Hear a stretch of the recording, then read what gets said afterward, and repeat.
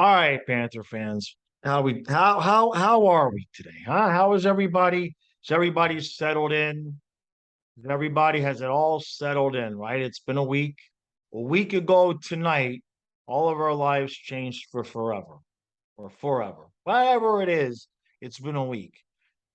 So now that the dust is finally settled on the trade to end all trades, I started thinking about today. All right, start looking at the roster, start thinking about what we're going to be doing as a team during this season. And I think tomorrow I'm going to look at the defense. But in fact, I started doing the research on some of the defensive things today, and I said, "Well, wait a minute, wait. Let's slow this roll down here because I know we've all pretty much thought Bill Zito's not done. Um, he may not be done. Well, he can't be done. And we're gonna go over cap friendly here. He can't be done, but but I just spent solid 90 minutes. I only see two moves, maybe a third, and I'm hoping I can find the third during the course of the video. I don't think it's that complicated what he's going to have to do. So let's just jump into it. Let me get this to share the screen. And here we go. All right. Panthers currently right now have a negative balance. We're bouncing checks. We've got minus 3,375,000 in cap space. Obviously, we know Duclair is going on LTIR. That still puts us in the hole just about $400,000. All right, this we know. Now you come down here. I want to start with the defense first. Okay, we come down. We've got 7 defensemen. I started here because technically we can we can ice a team with 7 defensemen. Obviously, you need 6, but you need 1 in case somebody gets hurt. You've got to have somebody. So right now, as it stands, our top 6 is as it stands. Top 6 is easy in any order. Ekblad, Montour, Forsling, Gudis, Carlson, and Mark Stahl. However you put them together, that's the top 6 we have right now. We've got Shalin. I think it's Shalin signed to an entry-level contract, so we can move him in and out of waivers if we need to. But my opinion, and we'll get into more of this later, my opinion is that spot is probably going to be Matt Kiersted's spot. And we'll get into a little bit why I think that's going to be. But now, let's get to the forwards because this is where we have problems. Right now, we have 13 forwards signed. One of those is going on LTIR. That's Duclair. So now we have a hockey team, but that's it. If somebody gets hurt forward wise right now, we don't have anybody to replace them. Now, I actually looked this up. It's a shame. The Panthers have had a lot of things happen in hindsight, and a lot of things have happened where the timing has worked out to where we wouldn't have done that thing if this thing would have happened first, right? Like with the Ekblad injury, we wouldn't have probably traded for Toronto for cap space if Ekblad would have gotten hurt first. I looked up Mark Pysyk, and there's a reason why I'm looking up Mark Pysyk. Hear me out. He's signed. We're not getting Mark Pysyk. But my thought was one of the only ways around some of this problem is if we had a hybrid. What did we call him? The Prius? Whatever we called him. If we had a guy that can slot in at winger for us when we need him and slot in on D when we need him. I don't think that's going to happen. Now, so we got 13 forwards. But we really only have 12 because Duclair is going on LTIR. Now, when he goes on LTIR, we're basically $400,000 in the hole, and we need players.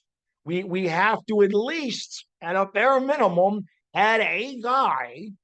So we've got 13 forwards and 7 defensemen on game day in case somebody gets hurt in warm-ups or practice. We have to at least have room to have a guy. Now, I've looked and I've looked and I've looked and I've looked and I've run the numbers and I've run them and I've run them. And let's just call it what it is. There's really, really, really only one way out of this. You look at the forwards, the guys that are not going anywhere, obviously, are Barkov, Kachuk, Reinhardt, Bennett, Verhage, Dukes on LTIR. You're not getting rid of Luosterainen. And then you've got Cousins, Lundell, Lomberg, and Balsers, who they don't bring you enough money anyway. Even if you were dumb enough to get rid of them, we just got most of those guys. Those guys aren't going anywhere. Just that's not the team we're building. Defensively, we literally can't get rid of anybody because we wouldn't have enough hockey players to put on the ice. There's two guys that we can move on this hockey team that give you enough money, considering we're already $400,000 in the hole. There's two guys that we can move that are even remotely up for discussion that would give us enough money to replace them with enough players to field the team. That's Patric Hornqvist and Radko Gudas.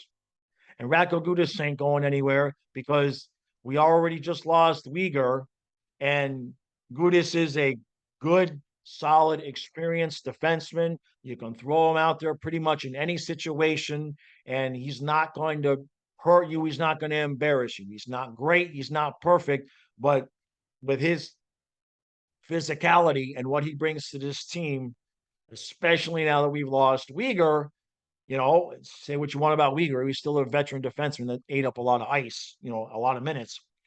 So there's one guy left, people. There's one guy left, and it's Patric Hornqvist. And I know all of us are cringing. I know I want him on this team. I know Stu wants him on this team. We love the guy. He gave us really good quality minutes last year. And I know a lot of people say, oh, 5.3 is too much to pay for a fourth line guy. Well, we paid Sam Reinhart last year 6.5 to be a third line guy most of the time. So I'm not looking at it that way. This is an unfortunate numbers game because even if you wanted to roll the dice and keep the roster as is, you still 400,000 in the hole. So still somebody has to go. Now you could play the game. We could technically, if we didn't want to do anything, we could roll the dice and say, well, we've got 12 forwards and put Shalin down, put the seventh defenseman down. We've got enough people to ice the team and play some sort of shell game with the AHL players and moving guys in and out of the lineup, but it's just not going to work. It is as unfortunate as much as my crazy brain would like to formulate some master plan that we could keep Hornqvist. I can't get there. Now, of course, you never know with Bill Zito, okay? I mean, I know we're running out of assets, but I mean, if I woke up tomorrow and Bobrovsky and frequent flyer miles were traded and we got assets in return, I wouldn't be shocked because nothing Zito, there's nothing that you could say to me, Zito would never do blank. And I would say, yeah, that sounds right. The man is a madman. He's a genius. And most of the time, those two things go together. So, with the exception of, Barkov and Kachuk, and maybe to some Barkov, Kachuk, Verhage, and maybe Ekblad are the four guys on Lundell. I'm going to throw Lundell in there. Those are the guys who I would be absolutely beyond shocked. Just like I would just pick me up off the floor if he moved. But none of those guys are going anywhere. I know that. You know that. This is the hard part. This is the hard business part of hockey. Because it's not just about we love Patric Hornqvist as a player and what he brings this team needs. And it's I'm gonna tell you, some of you aren't gonna like this, but what we're gaining in Kachuk by losing what Hornqvist brings, it hurts the Kachuk trade. It absolutely does. Unless there's some other way around this. And let me add to this. Let's get off let me stop sharing the screen because I think we all get the point here. All right. So, kind of lost my train of thought. Look, even if we move him, even if we move Hornqvist, if we buy him out or trade him, that's where I was going. First off, a buyout saves us 3.5 this year. Now, I don't like the buyout because next year that gives us just about 1.8 in dead cap. But if we do buy him out, that gives us 3.5 this year. You take away the 400 we're in the hole, that gives us 3.1. Well, we lose a player. And regardless of how we do this, well, if you buy him out, you're guaranteeing one thing, and that is Duclair can't come back during the season. Because, yeah, you'd have 3.1 in a room, but if you bring Duclair back, you got $100,000 and there ain't no players that we can bring in for 100 grand. Even I would need $250,000. All right. So that can't happen. So that's the other part to this is we are going to have to somehow get ourselves into the playoffs with without Patric Hornqvist, without Anthony Duclair, and we're going to really only have the money to replace those guys with basically either guys from the AHL, from our AHL that make it, or very, very cheap waiver pickups or somebody, like we just saw, with White and Cousins getting like a million, $1.2 million. So those players are out there, but that's all the money we're going to have. And unfortunately, when you look at the way the roster's laid out, I don't see any way around it. I really, really, really don't. Now, my guess is that they've already talked to Hornqvist about this.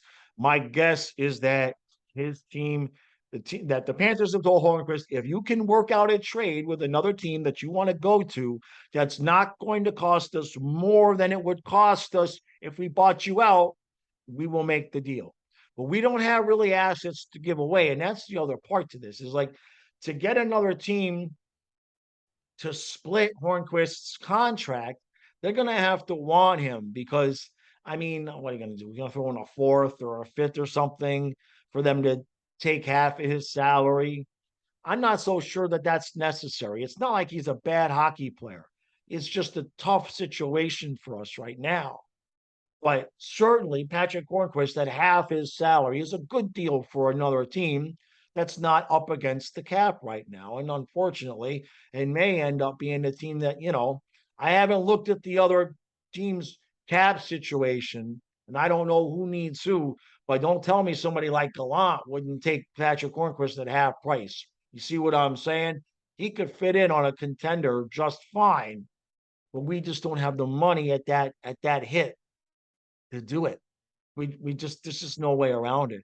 And I do not like that. You guys know that I have been cheerleader number one with Patric Hornqvist needs to stay. I've mentioned that he could be the odd guy out because I think we could all kind of see this writing on the wall. There was a very small number of ways that it could have gone. There's only a certain combination of circumstances that this offseason could have gone where Hornqvist was going to be safe. I don't think that's where we are. Unfortunately, I think you're not going to. I hope he's able to work out a trade that doesn't cost us too much because you don't want to. We're already in this situation because of dead cap with Yandel and everything like that. So I'd hate to start off again next year having 1.8 in dead cap, right? We just made this move. We've got good cap space. Next year and beyond, we're in really good shape. So from that point of view, it doesn't bother me if we have to, take on two or three younger players. You give them a 1 year, 2 year deal, see how they're going to do, like White and Cousins. I believe White's the 1 year and Cousins is the 2 year. But past that, I would love to know your guys' thoughts. If anybody sees any other move that Zito has, I mean, just to have enough money to sign other players, there's just no other move. And I keep talking because I keep hoping I'm going to think of something, but it's just not there. It's just not there. So that's where we are, Panther fans. Start wrapping your head around it because if Patric Hornqvist is on this team week 1, somebody else ain't going to be on the team. And your guess is as good as mine there. It's probably going to be Patric Hornqvist not on this team. And hopefully, I would just, I hope we don't lose any more assets, really, to have to lose Patric Hornqvist, because that sucks when you have to give up something to lose a guy that you don't want. That's the last thing I'll say. Damn it. Somebody in the comments fix this. Somebody in the comments. Jamie, I know you're big on the cap. Chris, I know you guys are good with the rules in the cap. Somebody in the comments, I'd love to see another avenue. Please give me some other way this can happen. Right now, I don't see it. So that said, tomorrow I'll see you guys. I'm going to do something about the defense. I have a couple ideas about how I think the defense pairings and everything should go. I think we're close to what we are going to have. I don't see any moves coming, guys. That's my opinion. Because like I said, even if we get rid of Hornqvist, there's only so much money. There's not going to be money to bring in a $2 or $3 million guy, and that's with Duke on LTIR the entire season. So I hope these young guys that Zito got, because now we got to replace Marchment and we got to replace Duclair all season long. Now Duclair will be like a nice deadline pickup that starts for us game 1 in the playoffs, and that's great. But basically, between White, Balcers, and Cousins, those guys are going to have to make up for Duclair and Marchment, and somebody's got to take Hornqvist's spot as well. Good God help us. Thank you, Dale. Thank you, Mr. Dale Talon. We're almost done. We're almost done. We only have a couple more bullets to bite, and then his contract disasters will be over. So, all right, guys. Appreciate all the support. Thanks for all the new subscribers. Make sure you hit the like button, hit the share, hit the subscribe button, all that good stuff. Oh, wait. There's like 2 people left watching. Damn it. The Hubie Snacks box. The Hubie Snacks box, I believe, well, it ends tomorrow. Yeah, because I listed it the morning after the trade. It's still at 55 cents. Guys, are we really going to do it like that? Are we really? Mike Matheson box got me $56. If this box only sells for 55 cents, I mean, I might get blocked on Twitter by Huberto. I mean, I might get blocked. I mean, that's just bad. We've got to do. That's terrible. That's terrible. You guys are going to tell me that, what's that, 100 times? You guys are going to tell me that Mike Matheson is worth more than 100 times more than Jonathan Huberto? Oh, all right. Appreciate all the support. I'll see you guys again tomorrow.